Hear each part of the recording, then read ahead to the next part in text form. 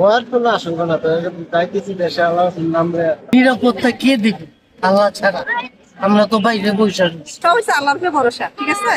আল্লাহ যা করে সবকিছু ভালোর জন্যই করবে। প্রথম থেকেই খারাপ। আমি 2017 সালে গেছি, তখন থেকেই খারাপ। বিশেষ করে কোভিডের সমস্যাটা বেশি। তারপরেও মানুষ আলহামদুলিল্লাহ কেউ অবৈধ কেউ বৈধভাবে যা পারছে করতেছে।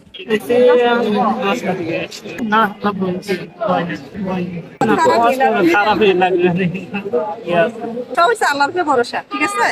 আল্লাহ যা করে সবকিছু ভালোর জন্যই করবে। 4.5 লাখ টাকা। ভয়ের কোনো আশঙ্কা না তো যাইতেছি দেশে আল্লাহ নামে। রক্ষা করার মালিক তো আল্লাহ পাক রব্বুল আলামিন, তাই না? যার মরণ যেখানে আছে সেখানে তো হবে, সেটা তো আর বিয়া করানো যাবে না। এক মাস আমার টিকিট সাড়ে সাড়ে তিনশো টাকা। সেটা তো এয়ারপোর্ট গেলে বুঝে যাবে, ভিতরে ঢুকলে না বুঝে যাবে। এর বাইরে থেকে তো আমি বলতে পারবো না। ছুটিতে আসছিলাম দ্বিতীয়বার।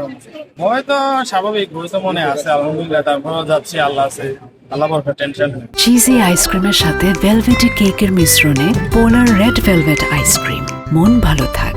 আসার আগে একটা 5 স্টার হোটেলে কাজ করছিলাম, এখন আবার হয়তো বা গিয়ে ওটাতেই লাগবে। পরিস্থিতি আসলে অনেকে বলতেছে ফ্লাইট বন্ধ, অনেকে বলতেছে ফ্লাইট চালু, কিন্তু আমি এখানে এসে চেক করছি ফ্লাইট চালু আছে বলতেছে। তারপরে ভিতরে ঢোকার পরে দেখা যাবে কি হয়। আমার 3:30 ফ্লাইট। যাওয়াটাই হলো কষ্ট, যে আমরা অনর্থক এখানে বসে আছি।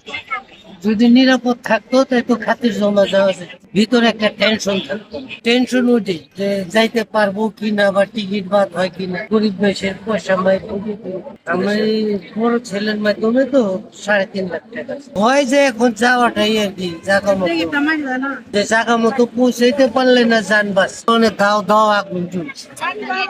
নিরাপত্তা কে দিবে? আল্লাহ ছাড়া। আমরা তো বাইরে বসে রয়েছি, তুই তো ভিতরে বসে রয়েছি।